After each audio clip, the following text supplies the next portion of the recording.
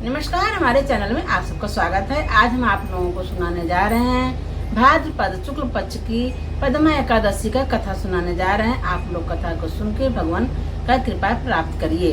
तो चलिए हम आप लोग कथा सुनाते हैं, तब तक हमारे वीडियो पे आप लोग बने रहिए।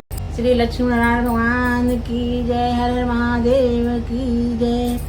युधिष्ठिर ने पूछा, केशव, भाद्रपद मास के शुक्ल पक्ष में जो एकादशी होती है उसका क्या नाम है और कौन देवता कैसी विधि का है, यह बताइए। भगवान श्री कृष्ण बोले, राजन, इस विषय में मैं तुम्हें आश्चर्यजनक कथा सुनाता हूँ, जिसे ब्रह्मा जी ने महात्मा नारद से कहा था। नारद जी ने पूछा, चतुर्मुख, आपको नमस्कार है। मैं भगवान विष्णु की आराधना के लिए आपके मुख से यह सुनना चाहता हूँ कि भाद्रपद मास के शुक्ल पक्ष में कौन सी एकादशी होती है। ब्रह्मा जी ने कहा, मुनि श्रेष्ठ, तुमने बहुत उत्तम बात पूछी है। क्यों न हो, वैष्णव जो ठहरे भाद्र के शुक्ल पक्ष की एकादशी पद्मा के नाम से विख्यात है। उस दिन भगवान हर्ष केशव की पूजा होती है। यह उत्तम व्रत अवश्य करने योग्य है। सूर्यवंश में मान्यधाता नामक एक चक्रवर्ती सत्य प्रतिज्ञ और प्रतापी राजश्री हो गए। वे प्रजा का अपने औरस पुत्रों की भांति धर्म पूर्वक पालन किया करते थे। उनके राज्य में अकाल नहीं पड़ता था, मानसिक चिंताएं नहीं सताती थी, व्याधियों का प्रकोप भी नहीं होता था। उनकी प्रजा निर्भय तथा धन धान्य से समृद्ध थी। महाराज के कोष में केवल न्याय पार्जित धन का ही संग्रह था।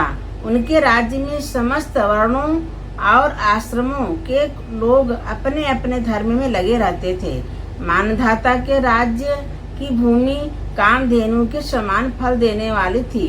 उनके राज्य करते समय प्रजा को बहुत सुख प्राप्त होता था। एक समय किसी कर्म का फल भोग प्राप्त होने पर राजा के राज्य में 3 वर्षों तक वर्षा नहीं हुई। इससे उनकी प्रजा भूख से पीड़ित हो नष्ट होने लगे। तब संपूर्ण प्रजा ने महाराज के पास आकर इस प्रकार कहा। प्रजा बोली, नृपश्रेष्ठ, आपको प्रजा की बात सुननी चाहिए। पुराणों में मनीषी पुरुषों ने जल को नारा कहा है। वह नारा ही भगवान का अयन निवास स्थान है, इसलिए वे नारायण कहलाते हैं। नारायण स्वरूप भगवान विष्णु सर्वत्र व्यापक रूप में विराजमान हैं। वे ही मेघ स्वरूप होकर वर्षा करते हैं। वर्षा से अन्न पैदा होता है और उन अन्न से प्रजा जीवन धारण करती है। नृपश्रेष्ठ, इस समय उनके बिना प्रजा का नाश हो रहा है। अतः ऐसा कोई उपाय कीजिए जिससे सारे योग मोक्ष का निर्वाण हो। राजा ने कहा, आप लोगों का कथन सत्य है, क्योंकि अन्न को ब्रह्म कहा गया है। अन्न से प्राणी उत्पन्न होते हैं और अन्न से ही जगत जीवन धारण करता है। लोग में बधुआ ऐसा सुना जाता है तथा पुराणों में भी बहुत विस्तार के साथ ऐसा वर्णन है कि राजाओं को अत्याचार से प्रजा को पीड़ा होती है। किंतु जब मैं बुद्धि से विचार करता हूँ तो मुझे अपना किया हुआ कोई अपराध नहीं दिखाई देता है। फिर भी मैं प्रजा का हित करने के लिए पूर्ण प्रयत्न करूँगा। ऐसा निश्चय करके मान्यधाता इन्हें गिने व्यक्तियों को साथ ले विधाता को प्रणाम करके सघन वन की ओर चल दिए।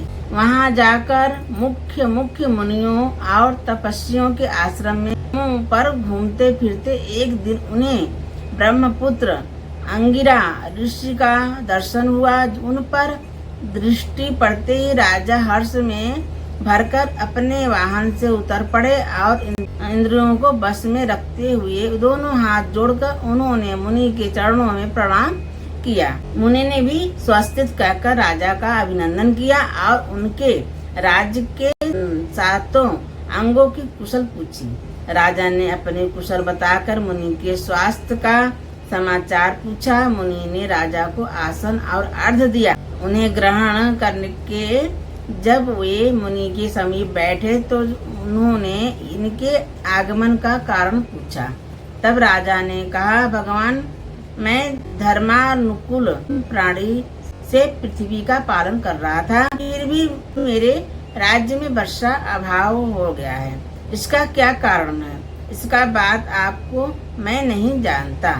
राजा ने अपने कुशल बताकर मुनि के स्वास्थ्य का समाचार पूछा। मुनि ने राजा को आसन और अर्घ्य दिया। उन्हें ग्रहण करने के जब वे मुनि के समीप बैठे तो उन्होंने इनके आगमन का कारण पूछा।